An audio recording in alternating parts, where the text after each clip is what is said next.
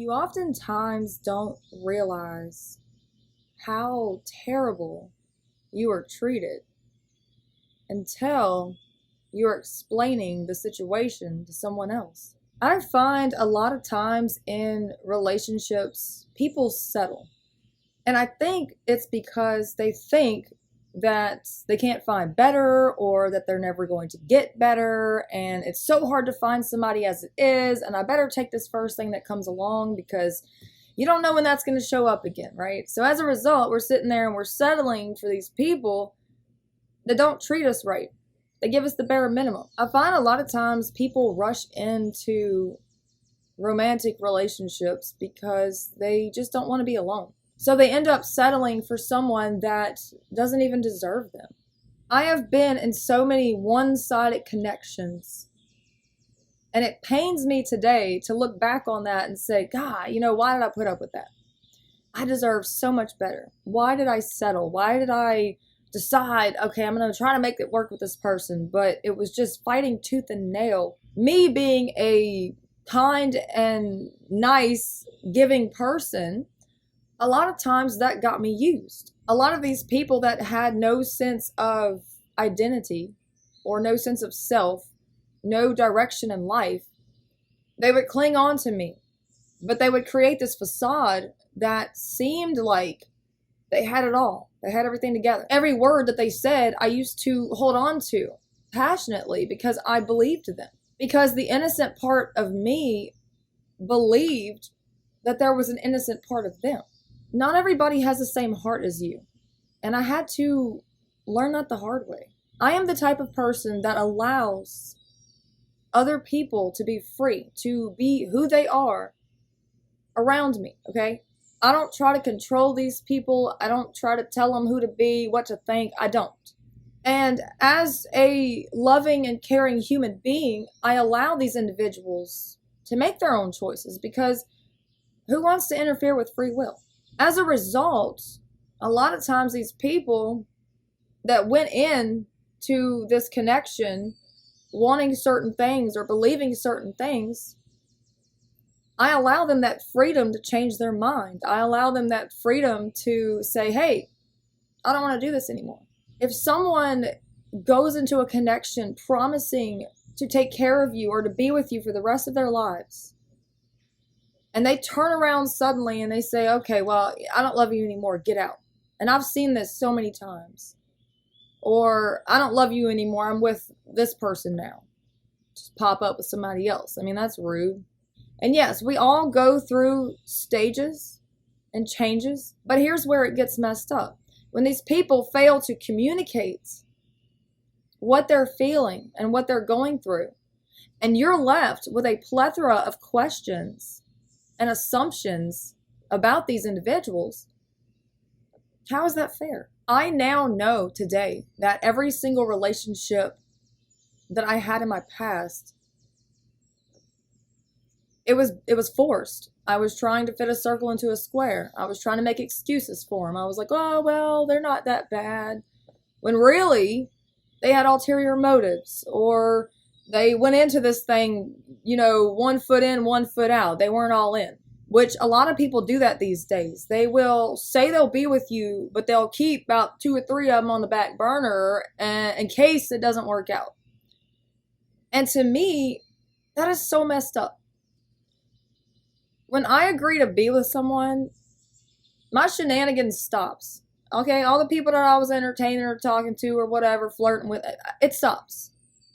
I don't allow that back in. I'm not going to keep people on the back burner. I'm not going to sit there and string somebody along because that's not fair. That's not fair to that person. It's not fair to you. It's not fair to anybody involved. Thinking back on all of my relationships, I can honestly say there was a point that, yeah, I might have been happy with them, but at some point I wasn't. And at some point I knew that they weren't happy with me. Sometimes it's because I called them out on their BS and they couldn't take accountability. Other times it's they would rather do something else than be married or be in a committed relationship. And, honestly, I can't argue with them. I don't know everything about love. And as a human being, I'm still learning about love itself. But I can honestly say throughout all these chaotic events in my life, it led me to one of the most beautiful outcomes that I could ever even imagine. It's so funny how things are divinely orchestrated in such a way where something will literally be right in front of you, but you won't see it because you're too distracted with this, that, the other, this person, that person. You're chasing things, and when you chase something, it runs. I mean, y'all, anybody could tell you that. I mean, how many times do you go out saying, man, I really want this job, I really want this job, and you go fill out all these applications, and you're so desperate to find work, but nothing seems to be coming through. But the minute that you put out the seeds and you're like, all right, look, I'm going to trust something. The right one's going to come. The right one's going to come. Oftentimes, you'll find that you'll get a lot of phone calls. It's happened to me. It's happened to me a few times. When I got a job, finally, I'll get all these calls from all these other places right when I get this job. Why? Because I pulled my energy back. Same thing happens when you get a significant other. All these exes from the past are suddenly sorry. And they might not even actually know that you're with someone, but they'll pop up. My own mother, when she met my dad years ago, it's funny. She told me, I was so sick of men. I couldn't stand them. I had so many bad relationships. I was sick of them. I was done. Like, that's it. Done dollar, okay? And right when she said that, and right when she felt that, there comes my dad. Ta-da! Like right there in front of her face. And they hit it off. And they've been married, oh my God, I can't even tell you how long they've been married. A lot of people are so attached to an outcome. They think they have to be in a specific place at a specific time because our human minds cannot comprehend divine timing. I know mine can't. I don't understand it. I don't. I can honestly say it took years for something to build right underneath my nose when I had no clue it was even there in the first place. But all this time, I was being prepared, and this other person was being prepared for something greater. And we had no clue. Love comes when manipulation stops. When you think more about the other person than their reactions to you. When you dare to reveal yourself fully. When you dare to become vulnerable. So many people are in unhappy relationships because they formed some sort of either trauma bond or some sort of codependency. Therefore, making some people feel stuck or feel trapped in that situation because they see no other way. They don't see a way out, and they become comfortable with being mistreated. If you don't quit entertaining the wrong things, the right thing's not going to come to you. When you get out of that toxic situation, that's when things are going to begin to shift for you. But a lot of people in our lives, they block our blessings, and we don't even realize that. I've noticed a few times already when I've broken up with people that apparently were keeping me stagnant, everything seemed to just skyrocket, just all of a sudden. And I'm like, whoa, where's all this coming from? Like this, it was all of a sudden like there was movement in my life. The stagnation, the plug has been pulled. I mean, there was just, a flow of energy and abundance and blessings all of a sudden because this person is no longer in my life. And my honest belief is because these people are not supposed to go where you're going. They're not supposed to experience your blessings. You worked hard for your blessings. You have suffered so much to get where you're at. When this person was just riding in on your coattail, they're not meant to go where you go. And when you ask God, when you ask the Almighty to remove anybody that's lying on you and backstabbing you and talking trash behind your back, and when it becomes your significant other or your spouse, that's a harsh reality. Just the other day, my significant other, they told me, well, I don't want to burden you with my problems.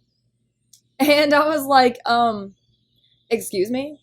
If we agree to be in a relationship, then your problems become my problems. We're in this together.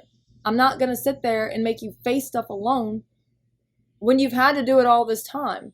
And even in relationships, if you're in a relationship and you feel alone, What's the point? Your relationships are supposed to be your peace, your safe haven, something that you can come to and they can just wrap their arms around you and you just feel at peace. That is what it's supposed to be, not another battle that you're fighting on a daily basis on top of everything else. What you're asking for now, you're going to receive that and then some. Your struggles are not in vain. And the good that you put out there, that's not in vain either. God and the universe, they keep the receipts. They know what's up. They've heard conversations you didn't. They've seen things you didn't. They know how to put you on the right path to get you to where you need to be. And sometimes it gets ugly. And sometimes it hurts. But every single one of these events is a learning experience. And it is shaping you to become the person that you need to be for someone else, potentially, or for yourself, or for success in life. Because you're learning how to deal with things. You're taking things in stride and you're working through them because you're strong. A lot of you have been through so much. And you all can say, yeah, I've learned something from it. I've learned never to trust this person. I don't like these type of people here because, you know, they shady or whatever it is. Or, oh, I like this type of person here because, you know, they're good people. I've learned never to do this in a job interview. I've learned, you know, never to do this at work. Okay, it's different things, different people. You are exactly where you're meant to be right now. Believe it or not. Everything that is happening in your life is preparing you for what you asked for. Believe it or not. I can honestly say there were so many days that I broke down and there were so many days that I felt like giving up. And I kept pushing through and I had no clue why. I didn't know. I was like, man, what is all this for? What is the point? There was a point. And I needed that heartbreak because I needed my vision fixed. I needed to learn how to appreciate genuine, real. I needed to learn what fake was. I needed to learn what these lies were. I needed to learn what abuse was. I know it doesn't sound fair. We can't control what happens on the outside of us. But it is our responsibility to heal the hurt and the pain and the trauma. No, it's not fair. It is not fair at all. Because chances are these people are out there, you know, living their best life. And you're sitting there broken and having to pick up the pieces. No, it's not fair. Trust me, I've been there. You are deserving of the right kind of love, whether that be from family, friends, partners, whatever it is to you. You deserve to be treated right, and you deserve to know that you're loved, and you don't have to wake up every day and question where this other person's mind's at. You deserve to go to bed at night feeling good enough, not questioning where you went wrong because this person screwed you over, not overanalyzing situations because you've been done wrong and you think it's your fault somehow, possibly because you've been gaslighted by toxic individuals. You deserve to know your worth and to act on that. You deserve to be able to stand up for yourself and speak whatever truth you need to speak. You deserve to love yourself.